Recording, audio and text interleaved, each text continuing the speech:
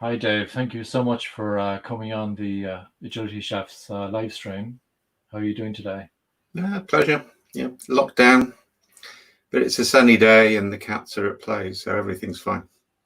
When I say the cats are at play, it's how many dead voles I have to pick up in the morning. But yeah. Oh dear, busy birds. Yeah. And I see you got one of those fancy standing desks as well. Since yeah, I didn't notice that the last time. I may move it down halfway through this, in which case you'll suddenly see movement. All right, but for the moment, I'm standing upstairs. Thank you so much. We already have 22 people online, so let's get started. Thank you so much. So the first thing I'd like to refer to would be your HBR paper.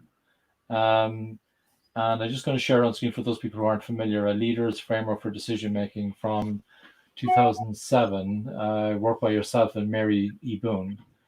And I'm kind of really curious what kind of work you had to do to kind of make that happen, because that's the first famous paper that I'm aware of that kind of made Cynefin kind of common knowledge to people, if you like. What happened before that paper? What was the scientific journey that you had to go on to basically be the foundation of this paper? It's actually the third major paper. Cynefin's actually coming up to a major anniversary this year. So the first publication in modern form was in a book that I wrote for the Confederation of British Industry on knowledge management. So that was in 1999. So that's the first publication of the 5-domain version.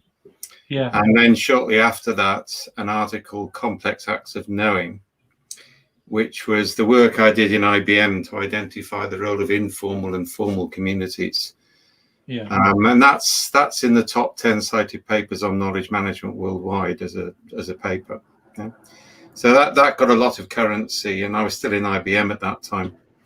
So then I was invited to write a paper for the IBM Systems Journal, and I brought Cynthia Kurtz in on that as she was working for me in the Institute for Knowledge Management at the time. So that became Kurtz and Snowden, New Dynamics of Strategy, which is frequently quoted in the academic literature. And then I knew Tom Stewart, who was editor of the Harvard Business Review, and he really wanted to get the complexity stuff across. So he basically introduced, well, he didn't introduce me. He said, do you know Mary Boone? And I said, yeah, she interviewed me for a book she was writing. We had a great time in Ireland together, upsetting appreciative inquiry people. So yeah, I know her. And he said, well, I think you and she could get a really good article out. So he was very persistent, and over about 3 years, we finally got it out. And then it became the cover article. So it was a long and tortuous history. So it was kind of like an overnight success that took 8 or 9 years. It took time to get together. And I think one of the strengths of Cynefin, if you look at most management frameworks or models, and there is a difference, they generally, somebody goes out and studies a bunch of companies, they write a paper, they write a book, and that's it. That's the framework. So the framework is empirically devised by observation. So in logic terms, it's inductive. Yeah. Cynefin came out in a completely different way. And that what I started to do was play with science, with the natural sciences of human cognition, of complexity science, and then apply that empirically to see if it worked. And my background is physics and philosophy, and this is the way physics works. Is you play with theory, then you do experimental validation. And to me, that's more important, because from at the point of view of physics, no social scientist ever has enough data to form any valid conclusion. So that was the approach I started to adopt. And it means Cynefin has migrated and mutated over the years as practice has modified theory and new theories come into play. And when would have been the first time that Cynefin would have been, say, peer-reviewed and accepted scientifically that it's legit, it's the proper...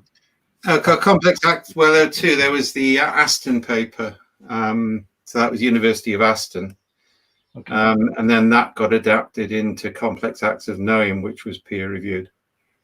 Okay, so that goes back to 2001, I think. 2000. Okay, I was always curious about that. So if anybody wanted to understand what was the scientific basis for Cynefin, that'd be a good place to start, right? Well, or keep up to date, because I mean, at that time I was playing around with a variation of Boisseau's I space, which is the origin. There's an article on our website which goes through the history of Cynefin. Yeah. So I was picking up on the I space and playing with that. Then I brought complexity science in, and then a whole bunch from anthropology and the biological basis of anthropology, and then from cognitive neuroscience. So that sort of developed, and we've been gradually making it more and more consistent. So this 8th March, I published the latest version, which I think is near to the final version, Resolved Disorder. And that was where we actually finally got, I think, all the 5 domains properly sorted. And it's taken a few years to get them.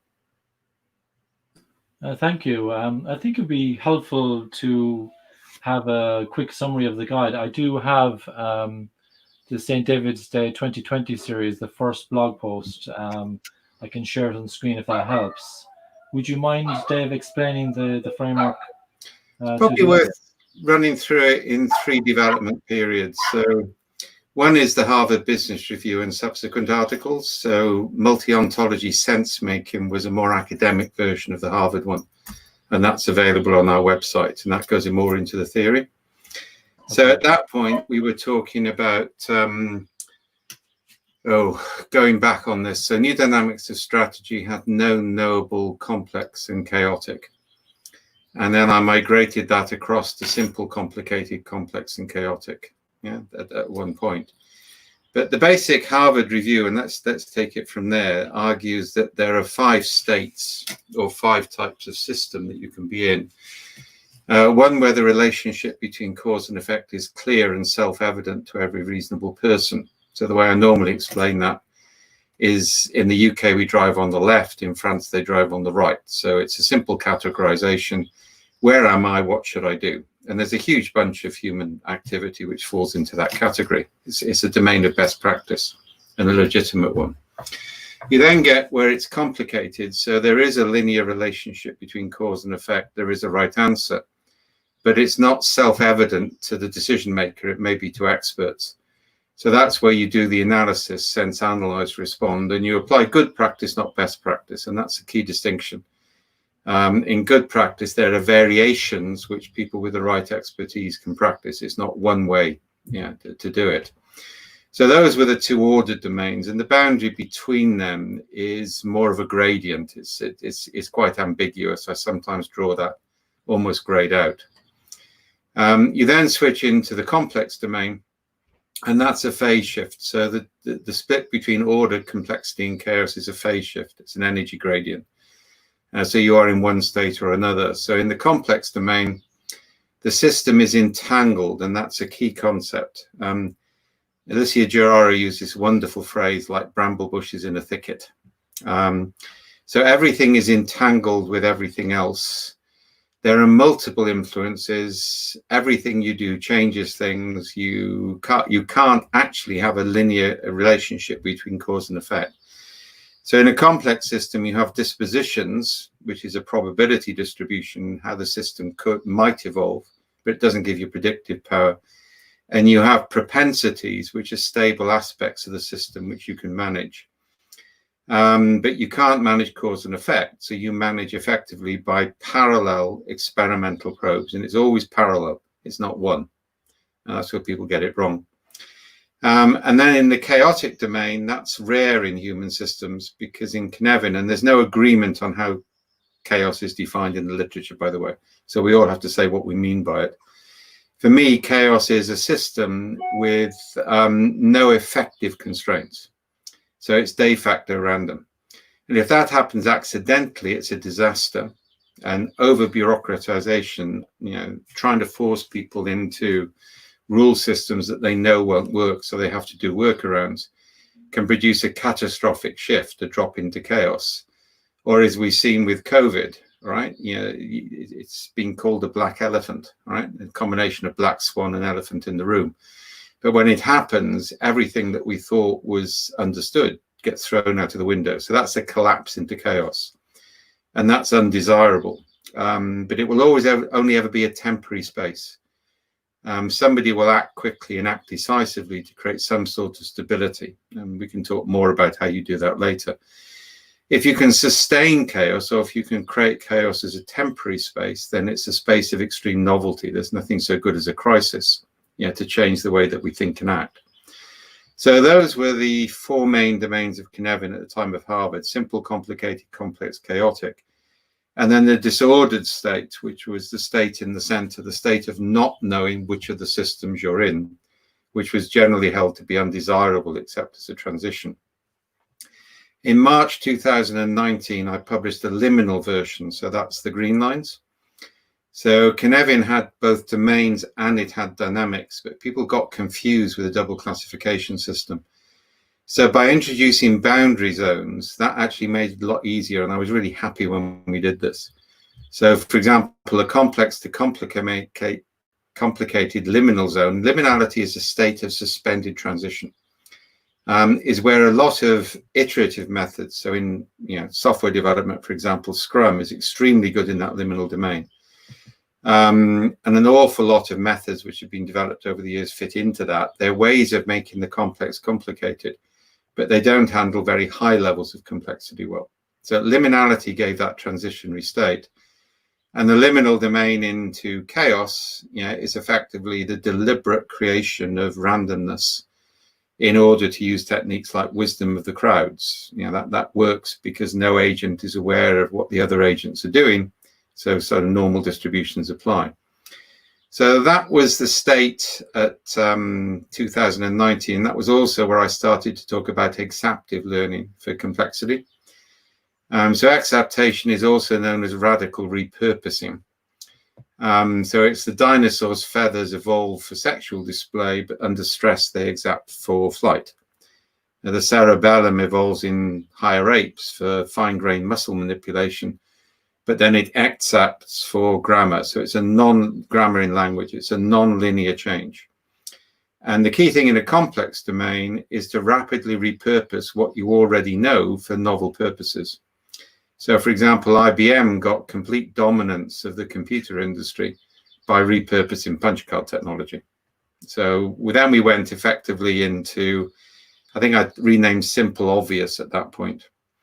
And then back in November in Boston, Mary Boone and I and several other members of the company got together and had a long brainstorm.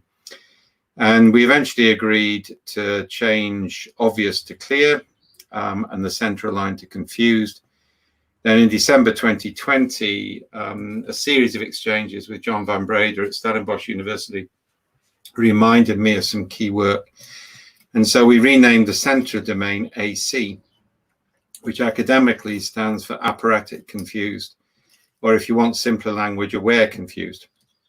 Apparatic or aporia is creating a state of suspended belief, i.e. you don't know what the right thing is to do. You know that you don't know what to do, but you're aware of it. Right? Now, this is the key distinction between the A and the C. In the C, you're just confused, and which means you'll go with what you feel natural. So if you're a bureaucrat, you'll go with rules, and that's a bad place to be. That leads to catastrophic disaster. The apparatic or aware domain means that you've recognized that you're in a radically different state, and you've got to work out where you are and what you should do. So you deliberately create what are called aporia, i.e. paradoxes, suspended transitions, ambiguity, diversity of decision practice in order that you can make the right decisions as you go out. And what I also did in 2020, but I won't go into that until you ask some questions about it, is work out 5 different exit strategies from the A of AC. So in a real crisis, you start in the center of Cynefin and decide which aspects of the crisis go into different spaces. So high level summary, that's where we are. Thank you, Dave. I just got a comment in that there's a horrible echo, so I'll read some of the comments, and if I could ask you, Dave, to switch to earbuds for your audio, so that might prevent some feedback. So thank you for that. So just going to read out some comments. Thank you, Chuck, for telling us about that, and we'll try to get that fixed shortly. Andrew was on the show last night as well. Hi, Andrew, how are you doing? And Claudio as well, he's from Italy but living in Switzerland, I believe. And Srikant was on the show here last night. Great to see you here as well, Srikant. So I'll keep reading the comments as they come in. I've moved the mic, John. That normally solves any feedback. So is it okay now? I'm going to ask Chuck. Chuck, if you could just let us know if we're still getting feedback, because I'm hearing the live feed, whereas you're hearing the 20-second delay version. So let us know, Chuck, if we've solved the problem, or anybody else for that matter. Thank you very much. Okay, so I was curious about the switch from simple to obvious to clear. And I know you wrote about that in early 2019. Can you just give us a quick rundown on that?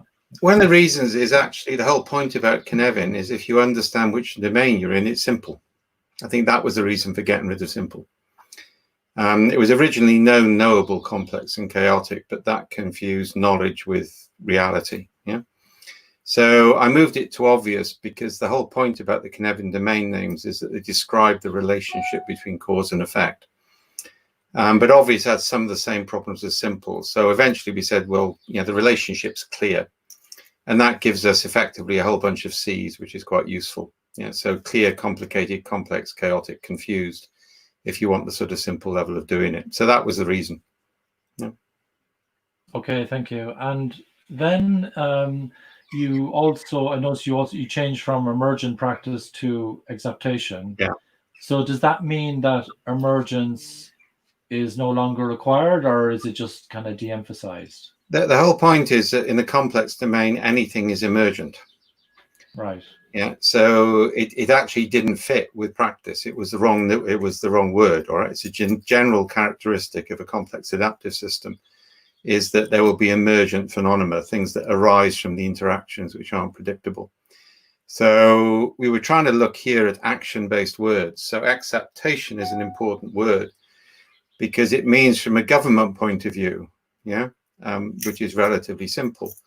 What you have to do is to actually start to map what you know against the situation that you've currently got so that you can find ways to repurpose because you haven't got in time to invent from scratch.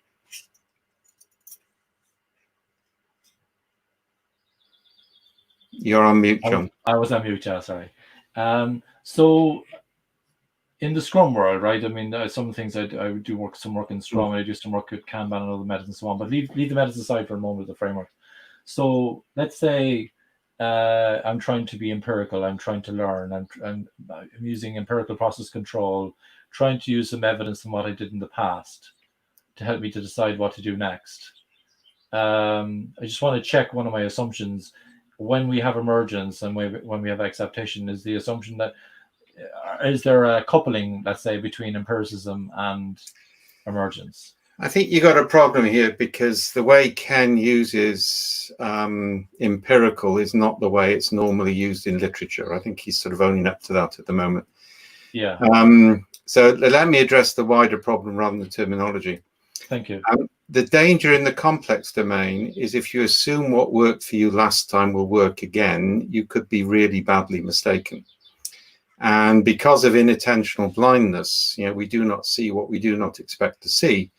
You'll only see things which confirm your previous practice for a period of time. So one of the key points on Cynefin is to make you aware of differences. And this is where we get into theory-informed practice. Yeah. So Scrum as a technique, because it takes one idea and goes through multiple iterations, that makes it a liminal technique, not a truly complex technique. Whereas if we look at some of the ways, for example, we manage high levels of complexity, one of those is the concept of trios, by which you put a prototyper together with somebody who thinks about the system as a whole, a tester or an architect, together with a user trained to talk to IT people, because it's easier to train users to talk to IT people than IT people to understand users. And you throw 20 trios at a problem for 2 weeks and see what they come up with. And you see the difference between the techniques. You're handling ambiguity much better. But then what comes out of that process feeds into Scrum. It goes into the backlog. Right? And I think that's one of the issues. If you look at a lot of the empirical literature on Scrum, you'll see that the failure rate is attributed to poor identification of needs.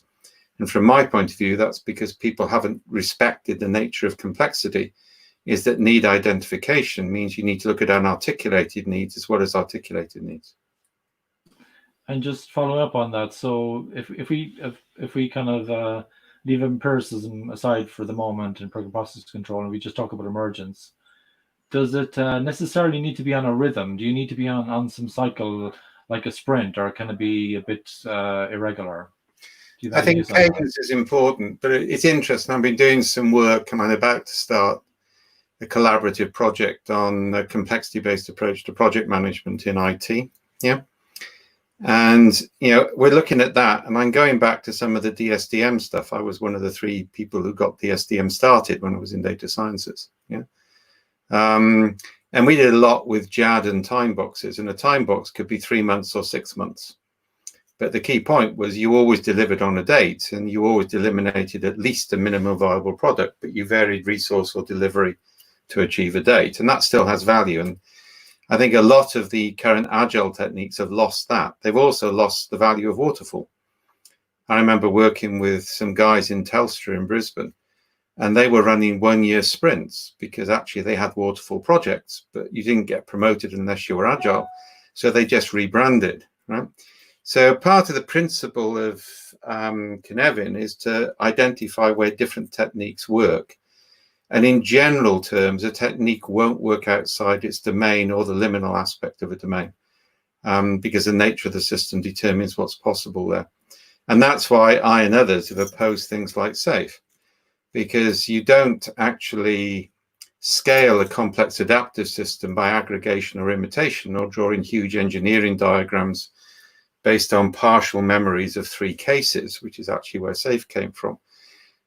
What you actually do is you put different methods and tools together. So you decompose and recombine. And if you think about it, the whole of organic life form comes from recombination of 4 chemicals.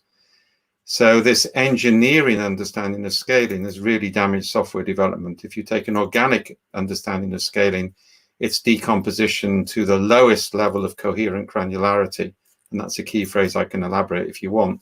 And then a rapid recombination in context. So you create unique solutions. And by the way, one of the drivers was Cynefin, is I got fed up of the fad cycle in management. Business process re-engineering, blue ocean strategy, learning organizations, Six Sigma, and Agile's now gone that route as well. And what you see is the guys who write popular management books identify the companies who are successful and then re-describe what they do to fit the latest theory. I mean, anybody who describes Amazon as agile doesn't understand either Amazon or agile. But because it's successful, it has to be fitted into that latest fad. So part of the driver with Cynefin is most of the things we've done have value. It's just we maxed them out and we just took them too far. Nothing wrong with business process re-engineering in an ordered system. Everything wrong with it in a complex system. Nothing wrong with waterfall in a clear system. Everything wrong with it in complicated or complex, and so on. Yeah, I describe the use of waterfall in complex as a freight train to chaos. Do you think that would be a fair? Yes, it would. But equally, if you need a freight train, have a bloody freight train. You don't want to be laying random rails across the desert just in case you've got it right or wrong. You want to create an established process. If you know what you've got to deliver and how you've got to deliver it, nothing wrong with waterfall. Famous statement from Google on this. Which is basically Agile is very poor for infrastructure projects. It's very good for fast cycle projects in the consumer market, but it's very poor for infrastructure. And again, this is a concept called bounded applicability. And I'm quoting the chief engineer of Google when I say that. That isn't me. That's somebody who's up there and doing it. All right. Yeah. Bounded applicability is a key concept. And remember, Cynefin has 3 aspects. What the system is, what we have knowledge of the system, and how we perceive the system. And the key thing is to interact those 3. The tighter they're coupled, the less likely you are to make error.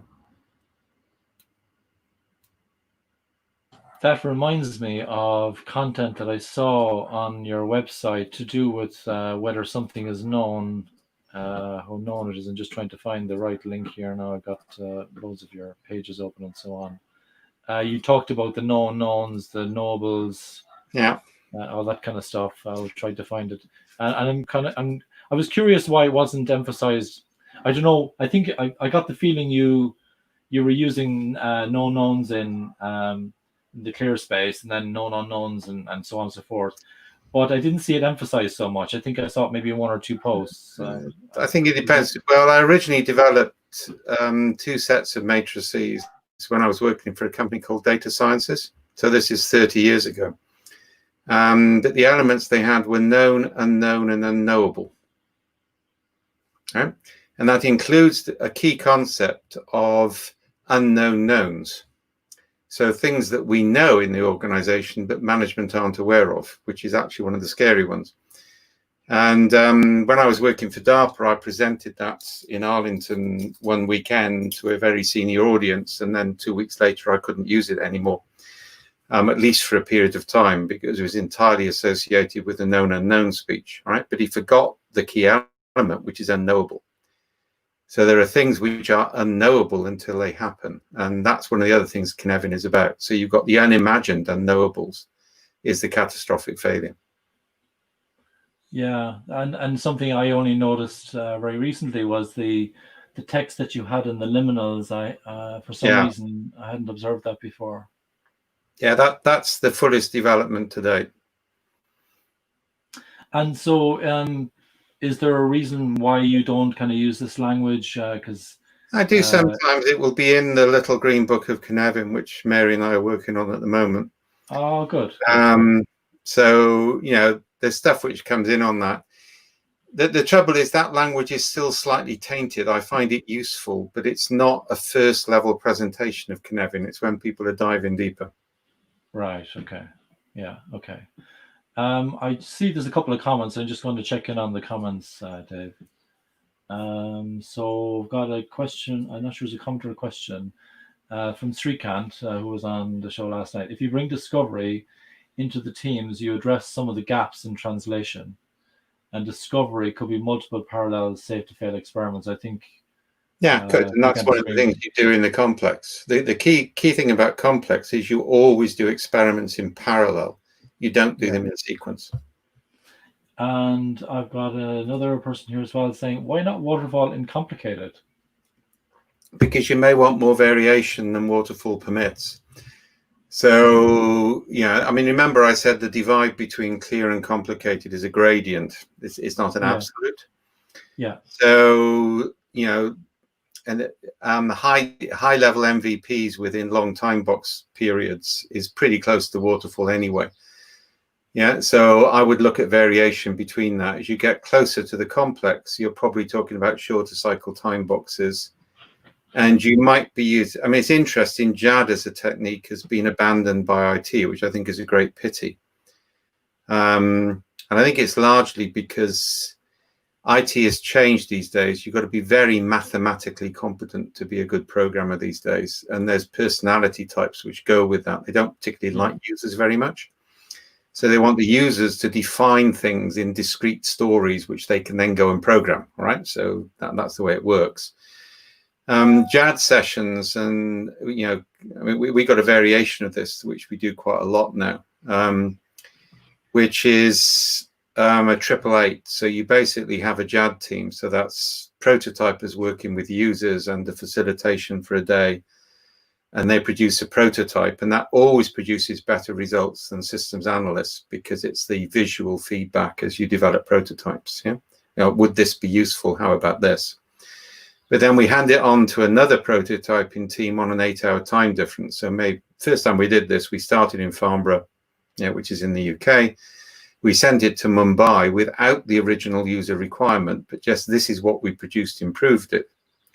And then we passed it on from there to San Jose 8 hours later with the same instruction, and it came back in the next morning. So it had gone through 2 mutations. And every time I've run that technique, users say, God, I wouldn't have thought of that. Could I please have it? Right? So that's another example of a complex system design technique. And you're using the science. You're deliberately introducing mutation to see what happens. Because under conditions of stress, and the more complex you are, the more stressful you are, mutation rates increase. So in software design terms, you need to increase mutation rates very quickly. Yeah. And the question about Don stuff is interesting, right? Yeah. I actually disagree with Don about this, and we've had the discussion, right? I think if you look within in the constraints he operates on, he's completely right. I.e., if you start with a definition, you should expect 50% failure rate, and the statistics behind what he does are very good. One of the principles of Cynefin is to understand the complex domain. You don't define requirements in that way.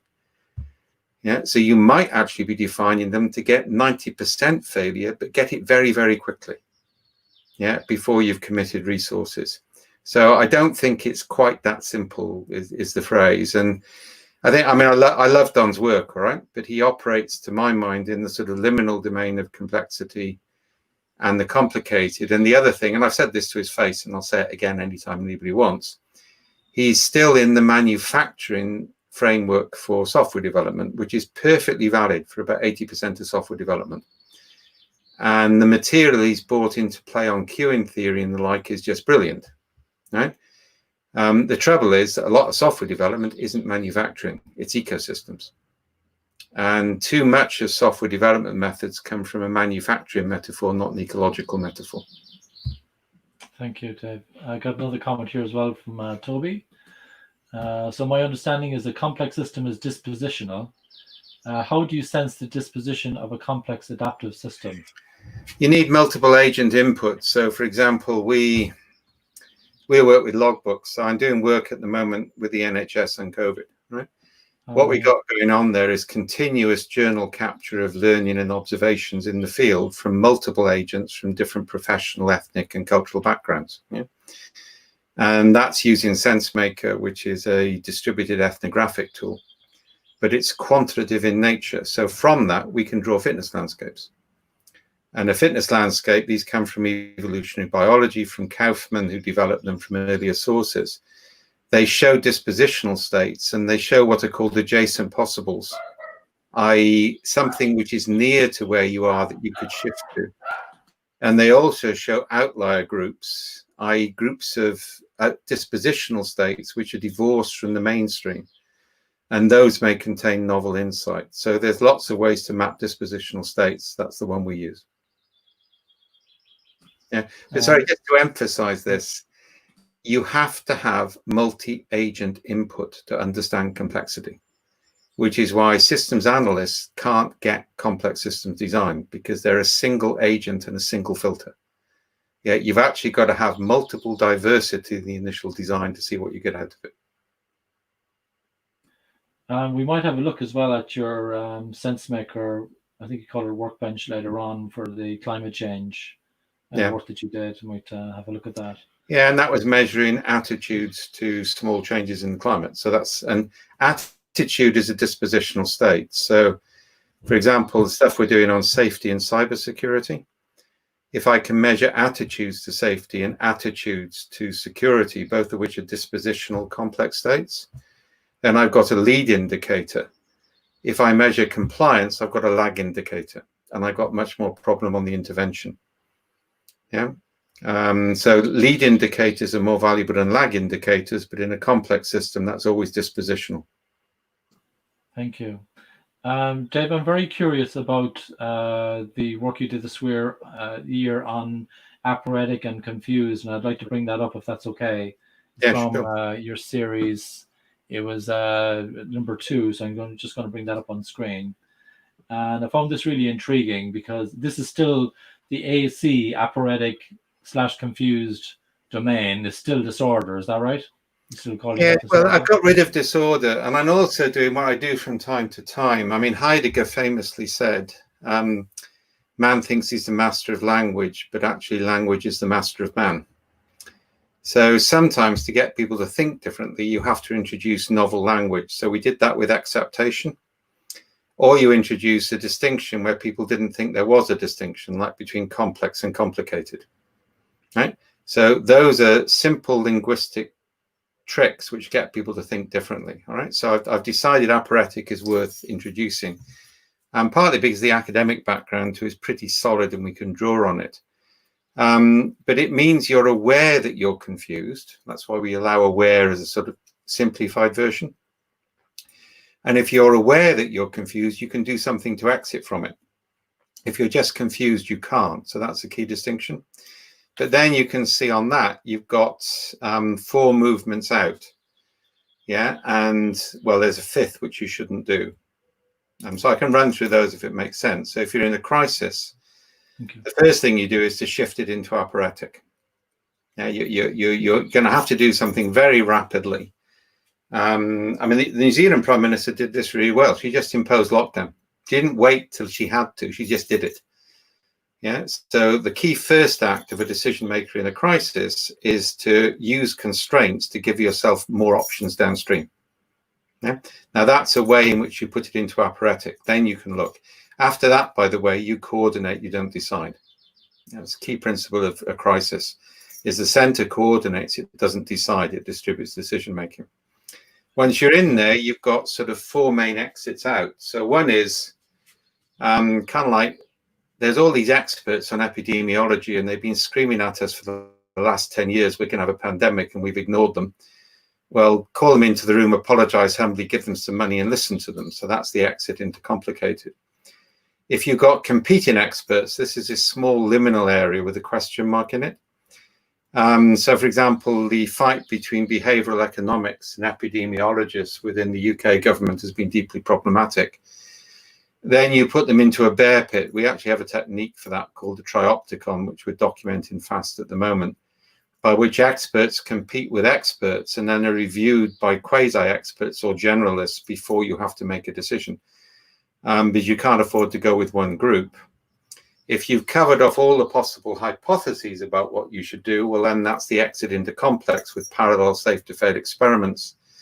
And if you're not confident you've covered off all the hypotheses, then you move into that liminal area between complex and chaos, which is where we use wisdom of the crowds, or what's called mass sense, which is large, significant numbers of people doing situation assessment in quantitative frameworks in real time, so that you can identify dominant patterns, minority patterns, and outlier patterns.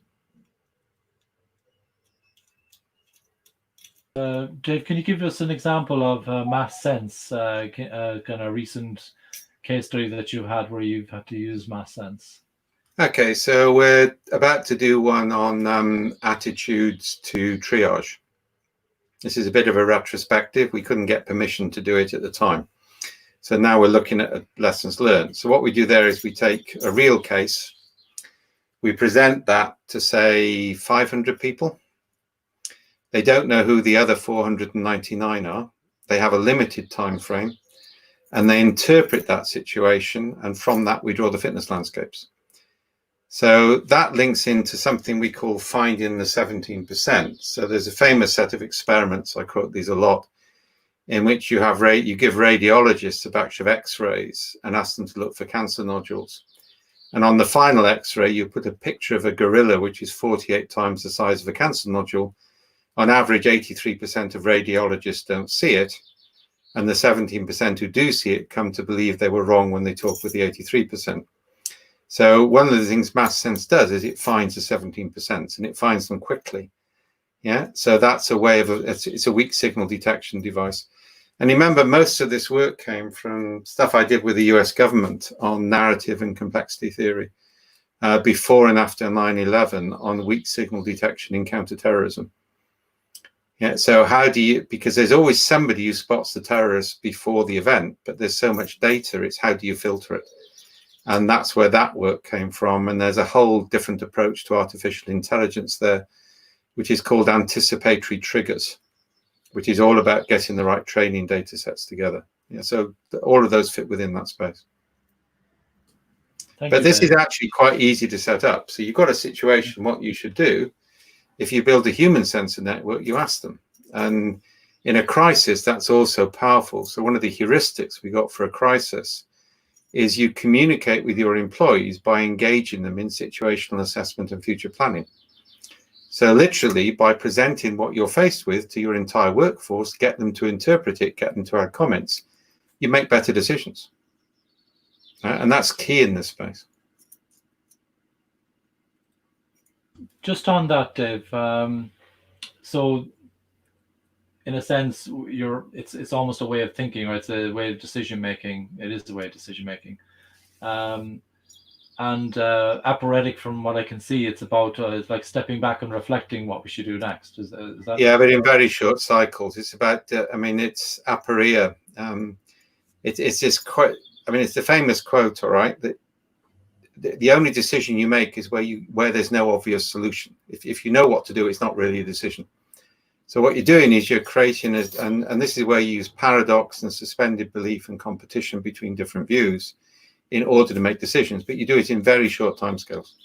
And that's where we develop methods and tools. It's not a reflective point. Yeah, it's a deliberate state of suspension and creation of contradiction and paradox to allow novelty to emerge. Thank you, Dave. I've got a question for you. It's kind of related. There's an aircraft going over. Hope we don't hear too much.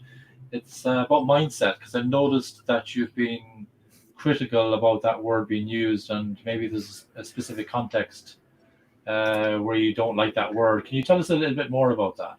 It's the great excuse. If in doubt, blame mindset or culture. All right.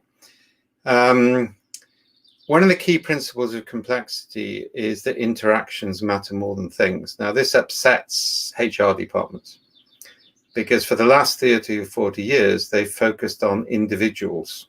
Yeah. So the assumption is an individual has competence, they can be trained, they can be coached. You get the rise of nonsensical pseudosciences like Myers-Briggs, which is totally discredited. Yeah. Because it puts people into little boxes, and what people are trying to do is to focus on the individual. Yeah. Now, the reality is human beings evolved for clans and tribes, not as individuals. As a clan, we're very effective decision makers. As individuals, we're very poor. And you can see that reflected in our work. And that matches what we know about complex adaptive system is that connections matter more than things. So if you change how people connect, you can change their attitudes very quickly. Right? So mindset is, and I think it's a bad term because the mind is not set. That goes back to mental models and the Peter Senge nonsense. All right, there are no such things as mental models.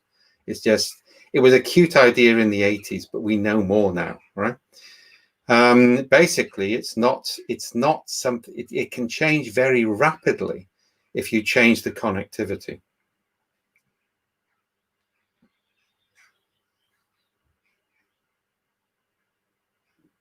You're on mute again, John. Thank you for catching me. That's all right.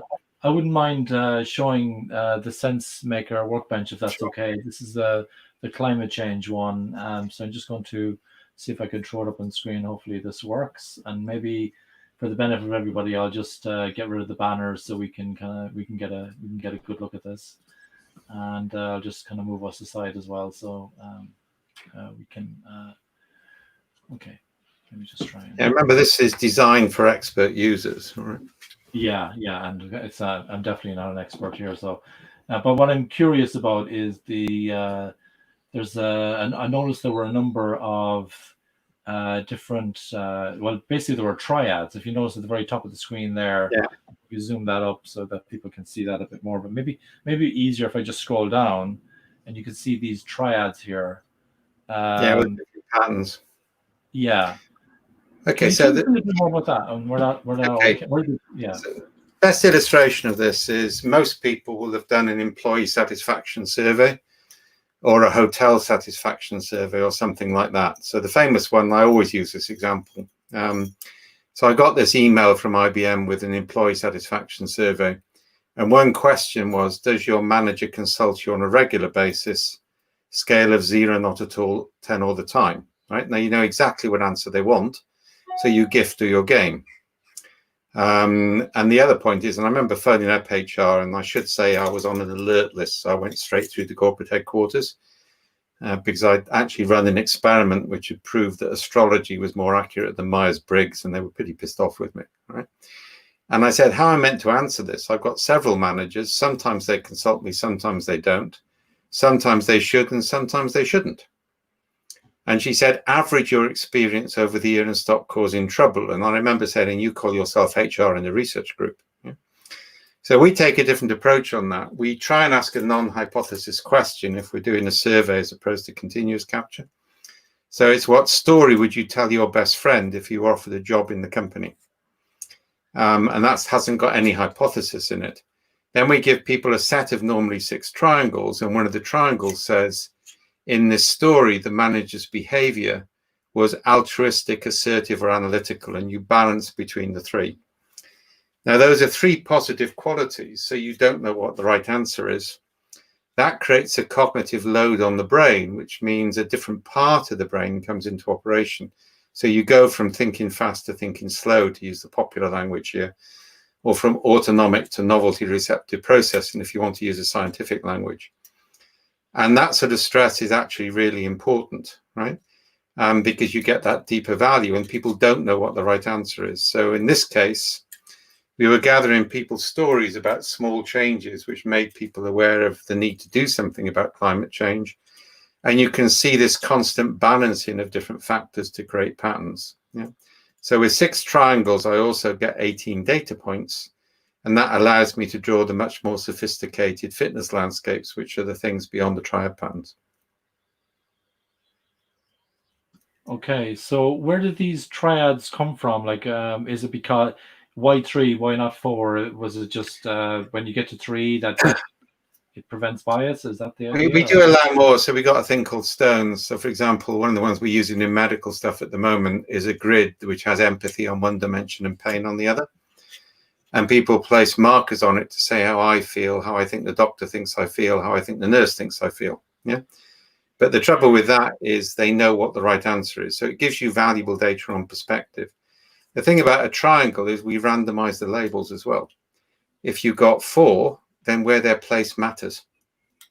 So with 6 triangles, you'll actually find when the next go into the software, the labels change position. Right, so you get much better data. And also people can hold 3. They find it very difficult to hold more than 3. 3 is actually a magical number for human cognition, if you think about it. And so I think I might have remembered filling in a survey about this. So I can't remember being overwhelmed by a number of questions, but I'd imagine there were quite a number of questions to get this data, right? Because No, the way we design the triangles is you look at theory in the field. This is a standard academic literature search, and the triads are constructed from the theory. And we have whole libraries of these. I mean, about 2/3 of those come from existing libraries where we've got proven data sets. Yeah. So the origination was a recognition that surveys don't work because you know what the right answer is. And also organizations have survey fatigue. When we're doing this on journaling, for example, with medical lessons learned, there's only 4 triangles there. So it's really fast to capture data.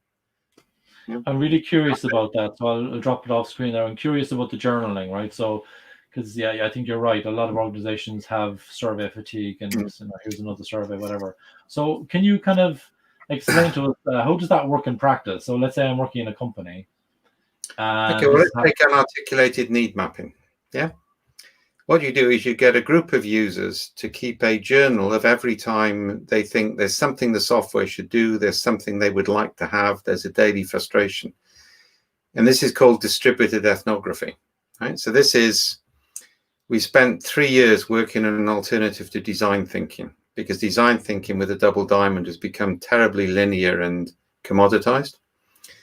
So basically, we have 2 things we do, well, 3 things we do, which are radically different. One is this unarticulated need mapping.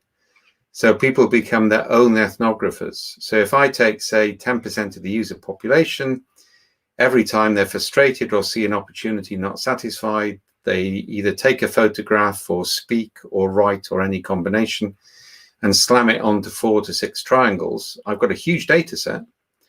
And I can identify clusters on that data set, which I can then give to programmers and say, can you do something to make this bit easier? So that's also replaces things like story points and epics, because you're seeing clusters of real world experience, which gives the programmer better data. We can then do distributed ideation, which is mass sense. Yeah. And then if we're really getting clever, we map the existing knowledge in SenseMaker into triads. And we smash what we know against the current consumer needs, and we see where there are clusters. And we say, okay, so why are these clustered? And that gives us ideas for rapid, radical repurposing of existing capability. So that's the sort of beyond design thinking stuff we've worked on. But that would be an example of journaling. Journaling lessons learned. Big thing to do in a crisis is immediately get people to capture lessons learned as the crisis is underway, because afterwards they'll remember it differently. And journaling is good for that, because what we allow is for people, because we got the self-indexing, the self-interpretation, we can capture picture or voice because we don't require AI or expert interpretation of the data. And in social change, so we're about to do something on the Black Lives Matter thing that's under debate at the moment. In feminist language, this is called epistemic justice. If you allow an AI algorithm, or if you allow an expert to interpret people's narratives, then there's heavy cultural bias, AI in particular. By allowing people to interpret their own narrative, you give them power, because power lies in interpretation, not in the original story. That's really interesting, because there's all sorts of biases. So you're basically trying to decouple from those. Yeah, and as far as you can. And again, look at my background, all right? I've got a mixed background between natural science and philosophy, all right? And I've never bought social science, because I think it's, and the key thing is social science is inductive in an abductive universe. Yeah, and anybody from physics gets that straight away. You're dealing with inherent continuous uncertainty. Right, so SenseMaker is an abductive research tool, not an inductive research tool. All right, remember, abduction is great contribution of the American pragmatist to philosophy, sometimes known as a logic of hunches. Yeah, so how do you connect things which are apparently unconnected? And human beings are actually really good at this. Art has played a key role in abstraction. So what we're doing is to suggest novel connections, but to create objectification. So what we do with mass sense is your intuitive leap and my intuitive leap get combined with lots of other intuitive leaps. So I can see a statistically valid pattern of where I can safely take action. And that's abduction, not induction. And just on the climate change workbench, Ellie, your daughter, I believe, she gave a description of how we can use the tool and so on. And I think I remember her saying on the recording something about sensing the tone. I'm not sure if I'm using the right words. Yeah, I mean, Ellie's got a master's degree in anthropology and is shop steward for my researchers, right? Daughter's working for you is always interesting. But yeah, I mean, what you're getting, that's what I meant by attitude. So tone is the same sort of thing. You're starting to understand these weak signal indicators. You can see what we were working on in counterterrorism. Yeah. Because what you want to find is weak indicators before they become serious. Or weak indicators that if you exaggerated them would allow people to change where they're resistant to change. And that's what we've been doing with climate change.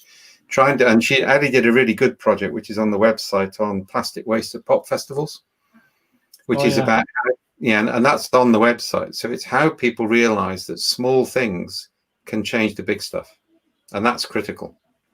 And we're about to start to combine three things. So you've got post-COVID, you've got climate change, and you've got the whole issue about Black Lives Matter, which is a broader issue of, rights. All of those three are entangled. So we're about to start a series of projects which will empower people's own voices in those areas and allow them to entangle in such a way that the system nudges. So entanglement is an alternative to nudge. And that's actually quite important because nudges become deeply manipulative. Can you explain that a bit more? I didn't fully follow that last point. So I famously said about nudge economics that they yank, they don't nudge. Right? So they decide what they want, and you get these letters like, 80% of people in your area have already done this to try and guilt trip you. Yeah. Oh, yeah. Or the bloody black fly on urinals because you're going to target it. And I mean, they haven't changed the cases in 10 years, which is deeply worrying, right?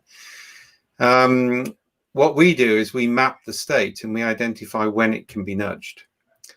And then we develop techniques, for example, in social change, like transgenerational pairing young people with people from their grandparents' generation to come up with small nudges which would work, right? So that's a distributed form of behavioral change. One of the things I'd like to be able to do is to entangle Boris, let's take the British Prime Minister, Boris's timeline with the timeline of disadvantaged people and make him see the empathy. So at the moment, leaders are too distant from the people they lead. So one of the ways we do this is we can entangle, for example, somebody going through a diabetic 2 reversal journey with other people who've succeeded or failed, and that creates multiple micro nudges rather than an initial sort of manipulative nudge. And that was a personal journey for you, I heard, was it? Were you one of the people who managed to reverse? Oh, yeah. Yeah. I was lucky. I got the diagnosis by email when I was in Auschwitz, which kind of like put it into perspective. I was at the point where they decided whether people went into the gas ovens or went into the concentration camp. And that gave me a week, but I was already working in the field and I knew you could reverse it through starvation. So you drop 1,000 calories a day. Yeah. And over 3 months, I dropped 37 kilos over 3-4 months. Yeah. And what starvation does is it strips a layer of fat off the pancreas, so the pancreas restarts. Yeah? And if you're on a journey to reverse something, that's very different than a palliative journey. But a lot of my motivation on that was lots of small stories which came in, which continuously either made me scared or reinforced the belief I could do something. It wasn't the How to Be a Better Diabetic course, which the NHS gave me, which was deeply depressing and had a negative effect. Of course, yeah. But I think you also took up lots of exercise. Is that right? Yeah, it was a balancing act. I was lucky because I knew the science. I've been working on obesity in Australian Aboriginals. So I had a lot of contacts. So I made a lot of phone calls before I saw the doctor. Yeah. And I was feeling guilty anyway because I was going around Auschwitz in the middle of a Wagner ring cycle in Berlin. So there were multiple conflicting emotional conflicts going on here. But I knew that exercise was critical. So basically what I did is drop to 1,200 calories a day net. Yeah, whereas for my height and bone structure, I should be about 2,200. Yeah, but most days I ate 3,000 or 4,000 because it was an exercise calorie diet balance. Yeah, so if I've eaten this, I've got to walk for 10 miles or cycle. Yeah. The balance between the two, which matters. Yeah, I think I'd enjoy that more than starving. Well, your habits change as well. I mean, I did this. If you look at the diabetes tag on the blog, you'll see the full story and it's been published and whatever. I think I'm one of the very few self-managed cases. So there's a lot more now. I've helped about 20, 30 people through the process. So we're about to. One of the first. Yeah, were you one of the first? One of the first to self-manage it. Yeah, that's what I thought. Yeah. I'm going to ask you about what happened to you around Christmas time as well, because you had something with your head. But I just want to read some comments before I do that. I have ancient wisdom. I've been trepanned. The mystical third eye is open. Yeah. Yeah, it's there. It's still recovering. Yeah. And no, that's a permanent scar, that one. So a few comments here. I think this is it's Daniel Carrillo from Portugal, saying thank you to answering a question earlier about why not waterfall and complicated. And a follow-up comment as well that the manifesto needs an upgrade. The Agile manifesto, I presume, is what Daniel is talking about there. Yeah, I think it's time to move on, to be honest. I mean, the Agile manifesto was seminal at the time. Yeah. It could have done with a bit more gender diversity in the membership. And I've got some of the stories. Yeah, there were a few people excluded who should have been there. I've heard the story of that from Kat and other people. But I think it was a reaction against. I think manifestos tend to be a reaction against something which is wrong, and they always swing the pendulum too far. Yeah, so I think we can see the Agile manifesto as a key thing. It was really important. Yeah, now let's move on. Yeah. So Daniel, we're moving on from that one. Okay. So Toby's question about constraints is we've got a whole typology of constraints. Sure, yeah. So there's governing constraints and enabling constraints. Governing constraints generally contain, enabling constraints normally connect. And this is where theory of constraints breaks down, because it sees constraints as things which are preventing development, which is true in the complicated domain. But in the complex domain, without constraints, there's no evolution. So constraint mapping is one of the key techniques we developed, because you can map constraints and you can modify constraints, but you can't define endpoints in a complex adaptive system. So I'm curious about that because I heard a little bird told me that you had a workshop in, was it Chicago? Something combining. With the TOC guys, yeah, that was really. Yeah. We've been doing these things. We got, I mean, the R&D side, which is mine. All right, somebody else is taking over as CEO of the commercial side now. But we do retreats, which is where we explore ideas, and that's where we bring together 3 or 4 heavyweight academics from different but coherent grounds and knock their heads together with the participants. Yeah. So we're doing one on aesthetics and semiotics this November in Whistler. All right, we're doing one on new forms of government shortly after that. So those are the sort of ideas exploration. And then we got exploratories where we look at other theories which are interesting. So we've done theory of constraints, OODA. Yeah. I'm about to link with Gary Klein's shadowboxing, and that's where we spend 2 days. Effectively, it's a dual master thing. So me plus somebody from the other theory, and we work out what's in common and what's different. And those are really exciting. So we got a lot of compatibilities between complexity and theory of constraints. And in OODA, we had the real breakdown. We realized that actually Cynefin is about the orientation stage of OODA, which Boyd himself says is the most important. So rather than trying to map Cynefin domains on OODA, you realize that Cynefin is a faster way of determining how you do the orientation. Yeah. So that reminds me of the stuff that Brian Pancho Rivera, I see him a lot online. I've never met Brian. And Brian's a flyboy. He used to fly really fast fighters off carrier decks. Yeah, I've seen that. Yeah, he's kind of using those metaphors as well in his leadership language and on one of his recent TED talks. I think it was in Hungary or something. And he. So tell me more about. You've done some work with Brian, have you? Is that? Yeah, he's linked with Nigel and the Toyota guys. So there's There's a video which I'm rather amused by, though I'm slightly embarrassed by, and the family won't let me show it anymore, which shows the origin of the the Toyota method, which has me in there along with Galileo and a few other people. So I'm quite I use that video to irritate people. So Nigel and Brian and John are sort of linked in terms of the flow methodology, which has Cynefin as one of its 3 pillars, and we work with them on that. So that's where I know Brian. Brian's been on a few training courses. We talked a lot about team science, particularly crews. Yeah. I don't fully agree with him on OODA, but that's part of the fun of life. Yeah, I saw a couple of polite spats, but it was all managed very well. Yeah, I was being polite. It wasn't like the galley troll or some of the others I have to do. People forget I like fighting trolls on Twitter. I find it mildly amusing, and I'm prepared to go on until they block me. It's a sort of fun. It's like a game. Yeah, it's my equivalent of cockbaiting if you go back to medieval times. Right? It reminds me of some other TED talk of a guy.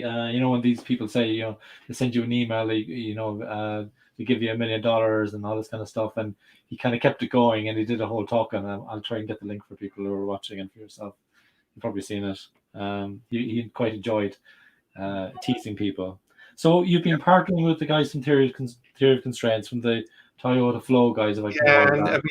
We, for example, we use things like mass sense now to determine the goals at the start of the TOC method, so it can produce a high level of objectivity in goals. And Gary, we got 2 or 3 people who are theory of constraints experts, and they've done a lot of the mapping across. I mean, one of them actually presented Cynefin to Goldratt and got a favourable response. So there's a body of work there being done, particularly this enabling governing constraints distinction, which is really important. So enabling constraints achieve change, governing constraints restrict it. Yeah. So I've noticed work with the design thinking guys as well. So basically, we didn't go with them because I think the industrialization of design worries me. Right? I mean, I've had meetings in San Francisco. But I think, and they're going down the Scrum and the SAFe route. I mean, what you've now got is online courses, certificates, and 2-day training courses. I mean, my cousin's son is an architect, and he did 5 years at university, 4 years of apprenticeship, 3 years at a PhD in Harvard. then another 2 years at apprentice, and then he can design. Yeah, the idea you can do design in a couple of days, that's also the Scrum era. It's the 2-day training course and call yourself a master, right? So we've been working with academics like Ann Pendleton Julian, of RAND, of MIT, of Ohio. And that's basically said most current design thinking is basically expert ideation and expert ethnography. So we add to that distributed ethnography and distributed ideation, which creates 2 new methods, and then exaptive learning creates a third. Yeah, and that we're now starting to train people on. So that to begin, distributed ethnography. There was distributed something else. Ideation. So at the moment, if you look at the double diamond, it's kind of like we go and gather what users want. They call it ethnography. It isn't. It's a few interviews. All right. Or you run a workshop with some of the users. Then the creatives go away and create a solution. That's kind of like the process. And I've been through it several times. Right. So it's linear, and there's nothing wrong with that. If you've got relatively known issues or problems and high expertise on the designers, it's a good method. But it doesn't deal with unarticulated needs, and it doesn't deal with radical solutions, and it doesn't deal with exaptations. So we've done it's a classic Cynefin. It's a both and, not an either or. Yeah.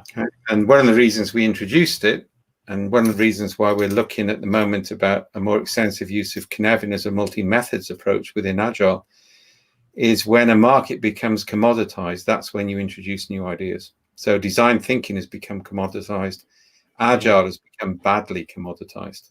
So it really needs something new. Okay. Thank you, Dave. I'm going to come back to you about the multi-methods comment. I want to read some comments, if that's okay. So John Albrecht, people are people through people is the connections Ubuntu. Yeah, I think you've got to be careful on concepts like Ubuntu, because I spent a lot of time in Africa in the 70s. The danger is you throw a sort of Western liberal interpretation on concepts. So you see this with the way Buddhism is exploited in the States. It becomes a guru thing. I call it faux Buddhism if you look at Sangye and the like, right? So you need to be careful. But yeah, the real divide here, and John's brought it out, is if you're going to Africa, Asia, Latin America, and Southern Europe and the Celtic fringe of the British Isles, then those societies are what are called communitarian or tribal. So they see identity as defined by the groups that they're in. Yeah. Whereas Northern Europe, North America is socially atomistic. So it sees the individual as prime, and the individual defines community and needs. All right. And it's a huge divide. I mean, more people have died in wars over that divide than I care to think of over the centuries. But the science backs up the tribal concept now. We're defined by our connections. So if we want to change things about global warming, we've got to change the way that people are connected, not only with themselves, but with the planet. It's not a cognitive process of persuasion, and it's certainly not neoliberal economics. I mean, that's been completely discredited by COVID. And that's why COVID is a huge opportunity. The question is, do we seize it or not? Yeah, actually, we've been asked about COVID. Matthew has asked us about that as well. I'll just read a few more comments. Daniel Dworon, he's a regular on the show. He's actually been interviewed here as well. Hi from Montreal. And he's got 2 accounts, a Twitter account as well. I think we answered Toby's question already. Matthew has a question, I think. Hi, Dave and John. Great chat today.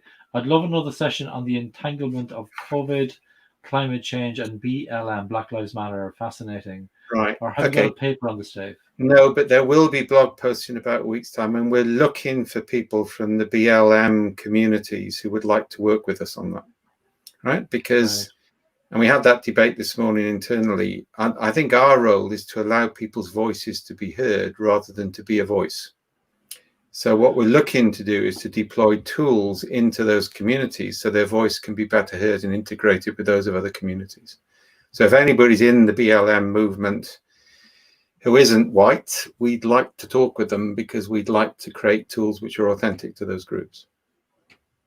Thank you. I mean, there's a danger of whitewashing, and there's a danger of white hijacking. I mean, that's always the white liberal problem. So we really want to try and avoid that. Yeah, agreed. Yeah. Thank you, Matthew, for that question.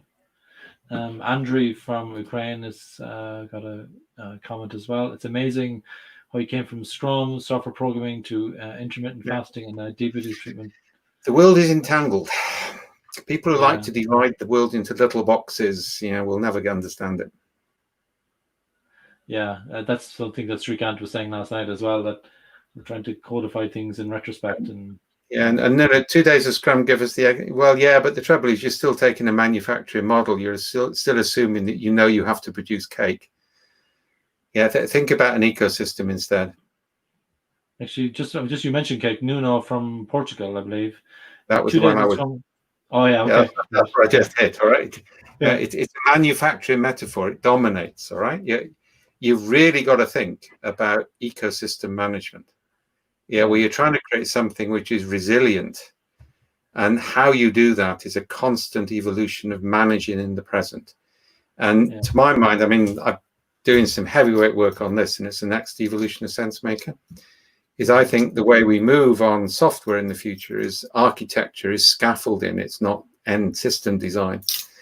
And software and people are objects that entangle around the scaffolding, so that applications emerge from entanglement. And that's the whole new design principle that we and a few others are working on. Thank you. Follow-up point from Srikant as well. Good cake at about 20 years of practice?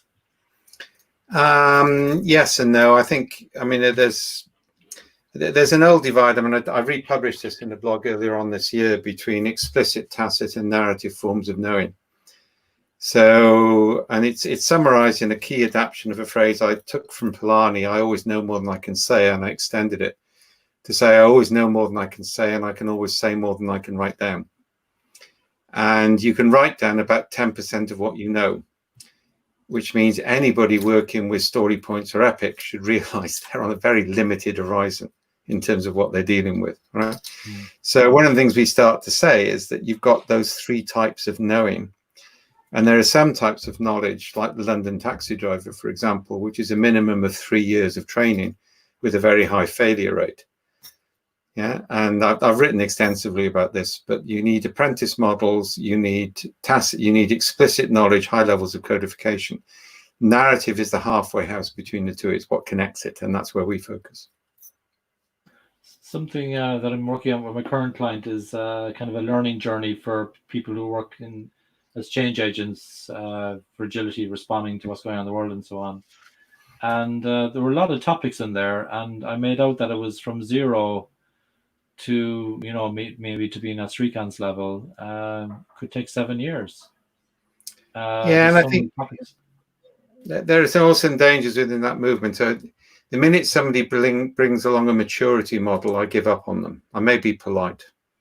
Yeah. But the idea that there are stages of maturity you go through, it's like the spiral dynamics nonsense, which is another pseudoscience. Yeah. And it's like using adult learning models on systems.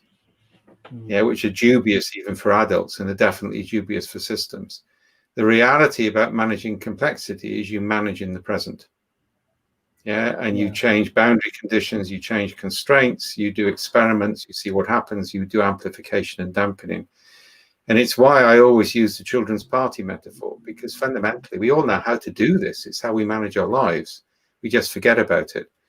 And if you don't know it, the change movement is far too much about designing an ideal future state or talking about changing people.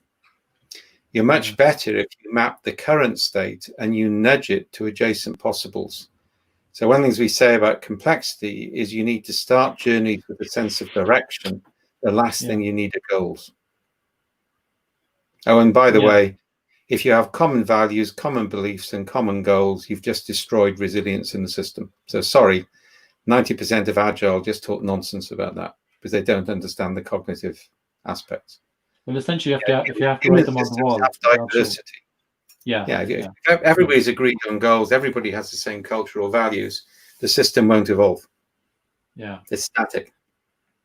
So I found that very interesting in your work, that you talk about a direction of travel and it's about the speed and the direction. And the reason to Agile agonists why you've got a GPS is what the fuck happens when the satellites fail or the streets fail.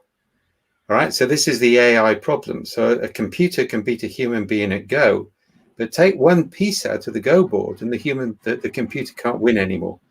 So one of the reasons you actually need the knowledge, which is what it's called, is for when things go wrong, yeah, and GPS on its own isn't enough. Yeah. Thank you. Just responding to a few more. Daniel was on again. As long as civil and nuclear energy will be ignored, global warming is not going to be solved. Well, yeah, but I mean, then you've got the problem of nuclear waste, which we still haven't sorted, and you've got the problem of nuclear safety, which is a major issue in investment.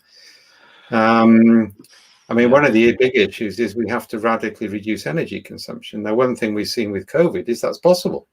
Yeah. More than possible, right?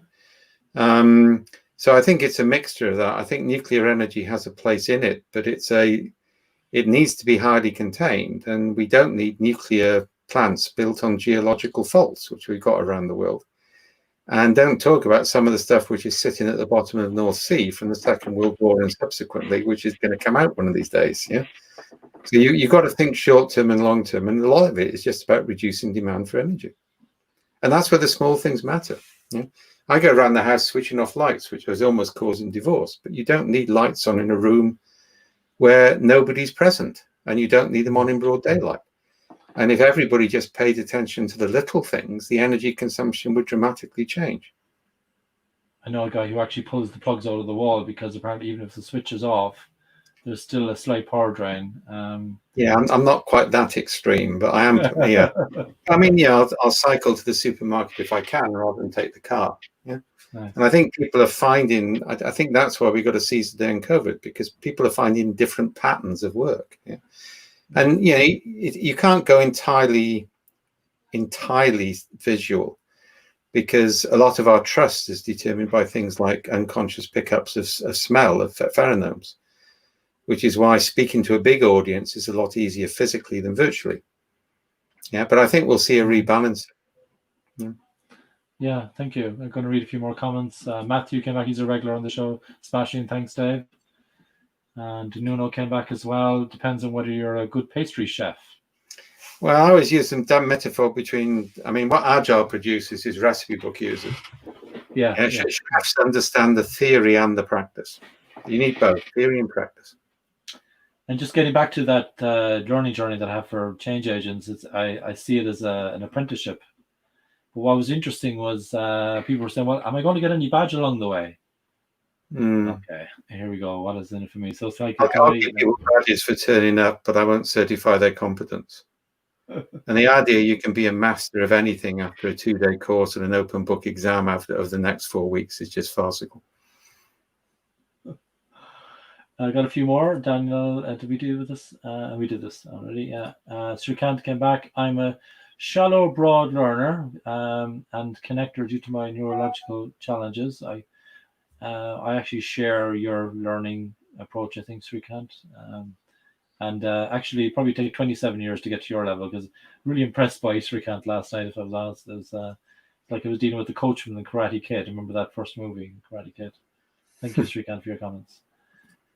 Toby, can you share more about affordances and identity, especially within the context of Black? You know, we got a Slack group open on this, which I've got to write for next week once I've got the EU handbook out. All right. So we're looking at the degree to which identity changes affordances. Right? But I'm going to be writing on that over the next 2 to 3 weeks, and I'm still forming my ideas on that. Okay. Thank you. And Daniel's back again. Nuclear waste is a political issue, not a technological one. Yeah, kind of like, you know, engineers have always said that over the world, and I notice they still have accidents. It's the problem I got with the galley troll at the moment. Every time you produce an example where a large project has gone wrong, he said it was because of humans who were incompetent and they should be fired, and if he'd run it, it wouldn't happen. Yeah, the reality is things go wrong, and you need to plan on the assumption that things go wrong. Absolutely. Yeah. So nuclear waste is not just a political issue, it's a geophysical issue over time. And you can't assume the current mechanisms for political control will exist even in 20 years' time. So it's an issue. It's not just technological. So, Dave, what I'm curious about is, are you okay with just talking about COVID-19 as an example, going through the Cynefin framework? Are you okay with just spending 5 minutes on different examples? I'm writing it up for the EU Handbook, which hopefully will be out this week, at least inform the field guide, right? Yeah. And that focuses on effectively apparatic, complex, and chaotic. Yeah. So it's entirely focused on these three areas, and it's got the 4 stages of assess, adapt, exact, transcend. So first of all, you have to work out, am I really in a crisis or not? Because if it was plausible and you plan for it, you're not. Yeah, if it wasn't plausible or you didn't plan for it, then you've got to radically restructure the whole organization, because you're now going to be focused on one issue. So that's the adapt phase. Yeah. And that's where we got simple things like set up an unintended consequences unit, put learning into place immediately, communication by engagement. So those are on that. And then to get out of the crisis, you've got to exact.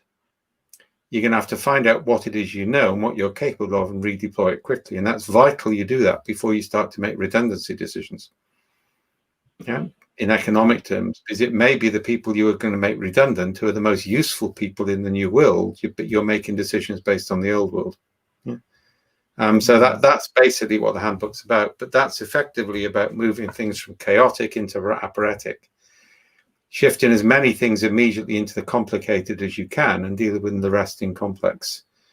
Yeah, but your idea is you try and get everything back over into complicated as fast as you can. So that's what the handbook's about, or the field guide. And who's the handbook with? Is that Cognitive Edge? The European Union Policy Labs. So Cynefin got adopted within the policy labs of the European last year as the basic framework for complexity in government. Oh, congratulations. So we're building on that to actually produce the handbook at the moment. And just talking about handbooks, you mentioned a green book with Mary Boone, is that right? Yeah, we're producing the green book and the red book of Cynefin, so students of Welsh literature will know where the name comes from, right? So this isn't the major book, this is kind of like the handbooks. So I'm trying to get out a definitive statement about what Cynefin is, the methods, the language, and how you do it. Yeah. So we were about to produce the green book, then COVID came along. Yeah, so we got a call about it this Friday, actually. So we're now ready to reactivate that. And just in terms of the collaboration with Mary Boone, because she was involved in the HBR paper 2007, did you keep that going, or is there any new energy? Yeah, Mary and I are good friends. Yeah, So when I wanted to do the book, I naturally went to her. Mary's good at understanding what I'm thinking about, but translating it for American management audiences. So that's the job she did in the Harvard Business Review article. And I have a fair amount of contempt for those audiences, so I'm not the best person to do a translation. Very good, very good. I didn't know that. That's really cool. That's really cool to know. And just on that, actually, because you just prompted me for another question that I have. It's about ritual dissent. It's one of your techniques, right? For kind of famous one. Yeah. I got it from studying Aboriginal decision making in the Kakadu in the 70s. That's where it came from. Mm-hmm. Okay. And do you think the world has enough of this? Enough of ritual dissent? And you've got this anodyne. It's why I don't like techniques like open space or appreciative inquiry, because what they do is they prevent dissent. Yeah, the law of 2 feet is deadly if people have to face up to something, because they can walk away from it. Yeah, and appreciative inquiry. I mean, the original Coop Ryder stuff I think is brilliant. I've got a lot of time for what he did. But now it's been industrialized. I always satirize it by comparing it with the final scene in Monty Python's Life of Brian.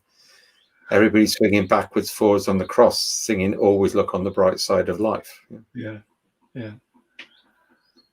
Very good, very good. I got a comment coming in there. Just want to check in what that is. So it's Daniel saying he's enjoying this meetup. Thank you, Daniel, for that.